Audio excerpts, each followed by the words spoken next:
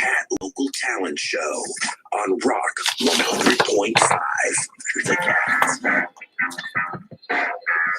Cat. So,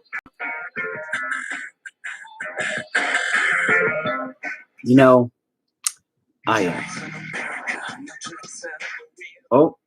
see, here's the thing. I'm going to be on the radio here in a minute, but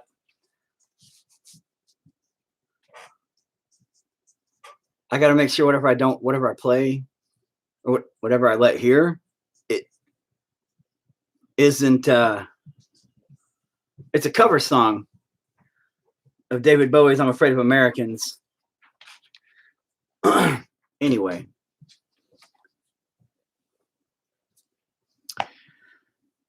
I'm doing this as a preservation factor because I don't know what the fuck they're playing of ours, but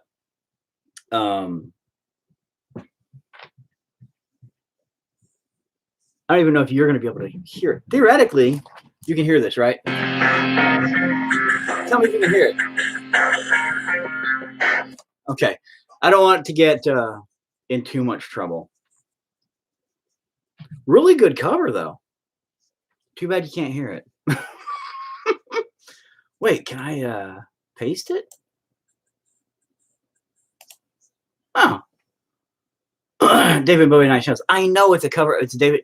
It's the 9 Inch Nails remix of David Bowie's I'm Afraid of Americans. But it's somebody that did a cover of it, of that version. But anyway, I put the I put the link there.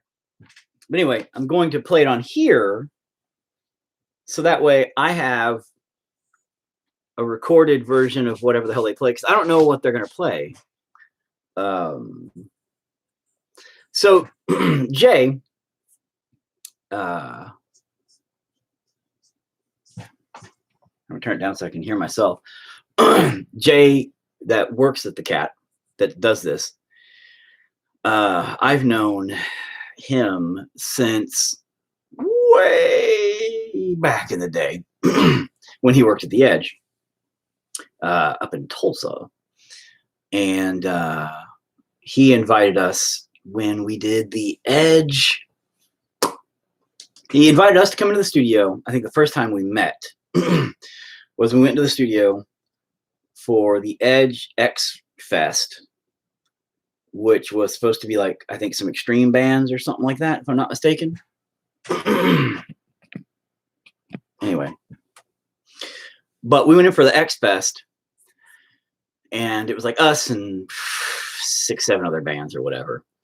And it was Jay and Amber from the Edge that was doing it. Amber was going to be the host of the event, and Jay was doing the interview that night. And we went in there, and great times. One of the only times I've ever been not in makeup or wearing a face or anything like that. And there were some other bands in there, other people in there that were they were good people, good guys. Everybody's, doing stuff.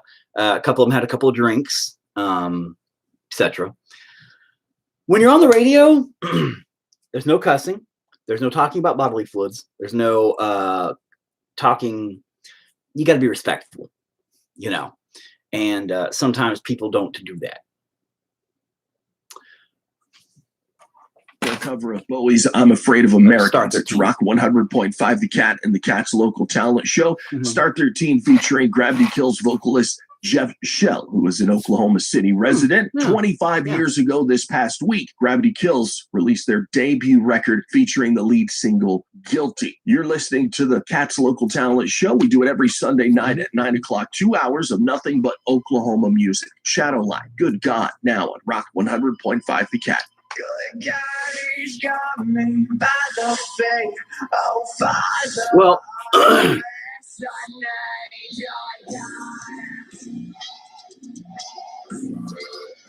not sure if I can play these guys, like play the bands on here and not get in trouble.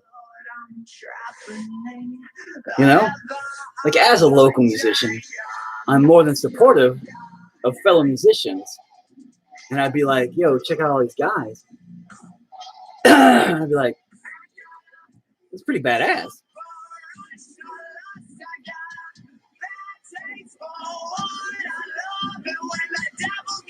Well, that's pretty bad as fuck. Never heard of these guys before. I've been out of the loop for a long time though now. Well, that's pretty impressive stuff. Anyway, I was turned down and hope. Anyway, but after Jay and us talked and stuff, he said, and it was such a, it was really early on, back in 2007 or something like that. You know, we're talking way back then. And Jay said that we were one of the most respectful and like well-mannered bands that he had ever really had up there. And that really stuck with me and resonated with me. It was one of our earliest interviews on a radio station. May have been like the first real radio station that we was in, like actual interview in a radio station. You know what I mean? If I'm not mistaken, that might have been the first one actually. So, really, really special, you know, moment. I'm really, really happy that he told me that. Felt good, you know what I mean? And so he then moved when Billy Corgan came. When he came to the Kush and mentioned Marilyn Manson's penis on air. Not quite the same, but yes, I'm sure it was an interesting story. But Jay moved from the Edge over to the Buzz, which was in Oklahoma City. And I ended up going up to the Buzz at one point. This is years later. I went up to the Buzz at one point for something totally different.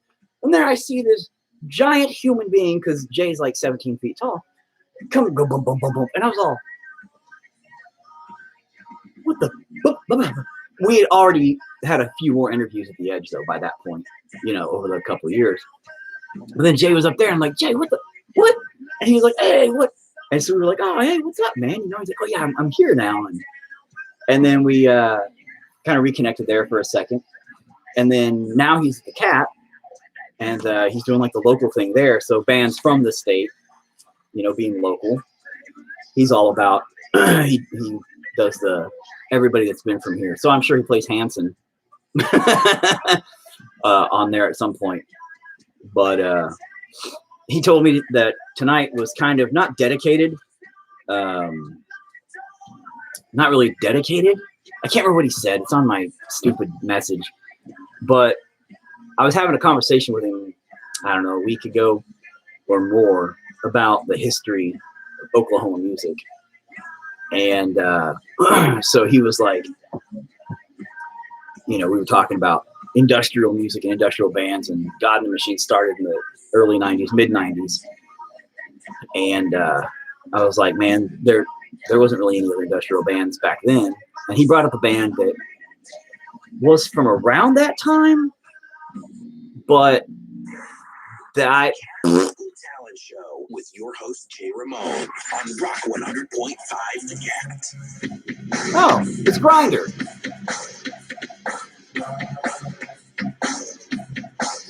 Who listened to my song? Oh yeah, what do you think about that? Can you hear it? In the grinder, the real fighters, who will do it, yes, our lives, don't save us. Watch for the bow. We are alive, we are alone. Pretty God, just do well, great to be.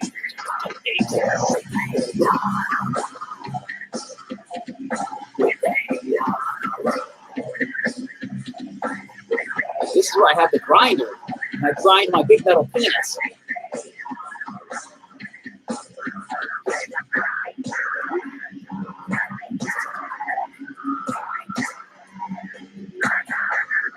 And I say, and I spray big old penis sparks on everything, everybody.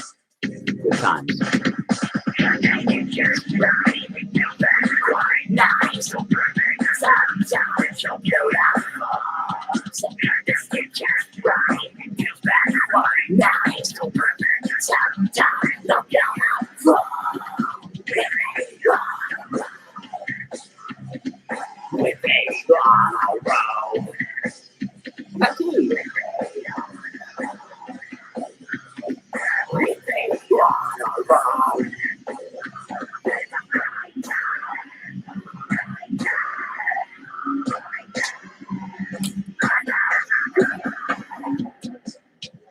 sparks everywhere. All over the drummer. All over the basses. All over the dredge. Grind, the beat is fine. All you know is the sun will shine. Down your face, so warm. God, no holy turn. Cherry red sides. Look with my eyes. Play, yes, you do. Play,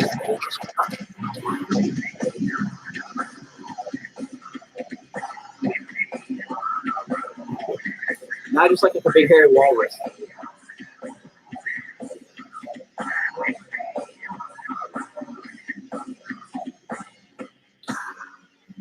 And nothing beats hundreds of people screaming.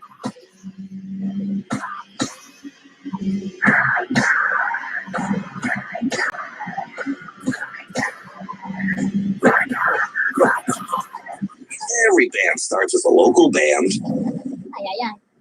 Good times. The Cat Local Talent Sorry, I Show get on Rock 105. The Cat. I always enjoy that moment. What the fuck is this?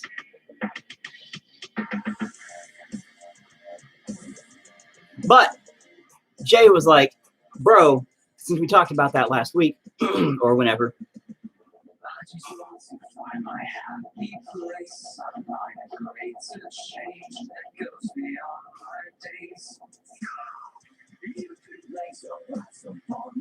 he said that tonight, he goes, I got something special for you tonight. He said, you know, half the local talent thing is going to be just bands that are industrial based or inspired by or, you know, driven, you know. So it's kind of like an ode to all of us. Because I said, you know, I was bringing up the point that historically speaking, Oklahoma is known for country and the Hansons. Not really for, you know, anything else. Really. And you know I'm right, dude. So I think he dug into his bag of tricks, went back in time and pulled out some bands from God knows when, and is playing a few. And, you know, I mean, like the Voodoo Dolls are new. They've been around for a while now, but them and like More Than Human wasn't exactly industrial like that. Voodoo Dolls are keys and a lot of synth sounds and stuff like that. But so I don't know if he's going to play them or not. Maybe. But the thing is I'm writing the definitive history of God in a Machine now. So from 1994-5 up to, you know, nowish. So that's like, I don't know what, 20 years, 25 years or some shit. I don't know what, how many years is from 1995, let's say, to now, from 95 to 2020. Yeah, that's 25 fucking years, ain't it? Wow. Okay, so God in a Machine, about 25 years. And nobody gives a fuck about God in a Machine or knows who the fuck we ever were. So I'm writing the definitive history of God in a Machine because I realize that when I go off on these rants and I tell stories about some of the stuff we've done or some of the stuff we've seen, some of the bands that we've been a part of their history or that we helped or that I was even a member of or that members of theirs were members of ours, people are like, what? Like, what are you talking about? And I'm like, yeah, here's a picture from like 2004, you know, when they were in our band and stuff like that. People are like, I had no idea. Yeah, that's where they came from, you know, and people were blown away by some of the history. And it's just like, I don't want to be lost to the dust of time, you know. I don't want, nobody even knows who the fuck we are anyway. It's really sad. Like 25 fucking years I've been like, hey, somebody notice these talented fucking musicians that I am blessed to share the stage with. You know, these guys bust their ass to entertain these people. somebody give him a little bit of credit, you know? Even the ones I've fallen out of favor with, even the musicians that, you know, were in the band that Crucify Caroline with Psych. It's Rock 100.5, The Cat and the Cat's local talent show. Before that, God in a Machine with Grinder, one of the bands that I've been listening to and supporting for many years. And if you would like to learn how to paint, but in a not so PBS Bob Ross sort of way, follow God in a Machine. I promise he will help you. Will Graham Brown, Archon, Bleed the Sky, and more. All next on Rock 100.5, The Cat, that was a great Cat's shout local out. talent show. Start your day with OKC's #1 morning show. That was a good little shout out, bro. Thanks. Here, I'm gonna put this back in for the commercials because I don't know what kind of legalities. I don't know what kind of legalities commercials can bring me. But that was awesome. That was awesome. If you want to learn how to paint in a not so PBS, not Bob Ross way, dude, that was amazing. That was amazing. But yeah, dude, I just decided I'm going to write the definitive history of God and Machine now to really let everybody know, like, the ins and outs, dude. We've had 3 members die. We've had 3 members of the band die over the time span of 25 years. You know, our most recent band member, which was Mike Walker, aka Crash, our bassist, he had stomach cancer and he died. Our ex-keyboardist, Void, Zach Horner, which I was a really, you know, I watched Zach Horner grow up from being a little kid. He was a fan of our band when he was a little kid. And I was a friend of his uncle's or whatnot, or whatever. His mom's sister's kid. Cousin? Is that a cousin? An uncle? Cousin? That's cousin. Okay. And I was a friend of his, and we went over to his cousin's house, to Zach's house. And here's this little chubby motherfucker that was like, "You're in a band? Wow!" And I'm all, yes, I am. Thanks for. He's like, "You know who Slipknot is?" And I'm all, "Yes, I do." And so this little fat kid was just the whole time like, "Oh, Slipknot!" Ah! And he was trying to school me about Slipknot. And he told me every goddamn historical fact, and I'm all, "Slipknot sucks, kid." And he's like, and so for the rest of my life, knowing Zach, he constantly was like, "Dude, here's the historical facts of Slipknot." I'm like, "It doesn't make him any better, dude." So years later, he started a band. One of the first things they wrote was a cover of our song called Sicken, which is a very old song that's gone through 3 or 4 different versions. But amazing cover of our song. And I really wanted to release it for him at one point. I wanted to put it on one of our albums under his name and be like, "This is what's going on," because they never finished their band, which sucked, but they didn't finish the song either. And that sucked. Anyway, fast forward a bunch of years later when he's a grown up, basically, he's grown up quite a bit. And I'm just like, "Dude, be in our band. Fuck it." So he joined our band as Void on keys and did pretty good for a few, but then had to step away for personal reasons. And it's okay. We were still friends. Everything worked out great. But he died a couple of years back. And then the original, way back in the guy who actually named the band, I didn't name it. The guy who brought the name God in the Machine to me, he died in 2008. I think it was 2007, 2008 from a drug overdose. But John Jones, he was one of the very, very first people I ever made music with. And him and Enoch, which Enoch was one of the very first, like, everybody thought he was my younger brother. But there's this huge, very deep history of God and Machine, not just for me. Sorry. Not just for me, but in the local music scene, because we helped, personally, I helped tons of different bands as much as I could. You know, bands that were just starting out, like Cryptic Plague, and those guys are trying to get their shit together, and they did really cool stuff. They were like crazy stuff. And I'm still friends with them, you know, but I really wish they would have continued going. They played a few shows with us. I'm not really sure what, they had good synergy with each other in some aspects, but some parts of it, they for some reason couldn't get along in some other areas, and they just couldn't continue. Pitter Splatter, the history of Pitter Splatter is crazy because a lot of people don't realize that Pitter Splatter came from us, like came out of us pretty much. And I'm sure that Mike would be like, fuck you for saying that. But he was our keyboardist first. That's how we all met. And hey, Noodles, you okay? You feeling better? Looks like you ate something.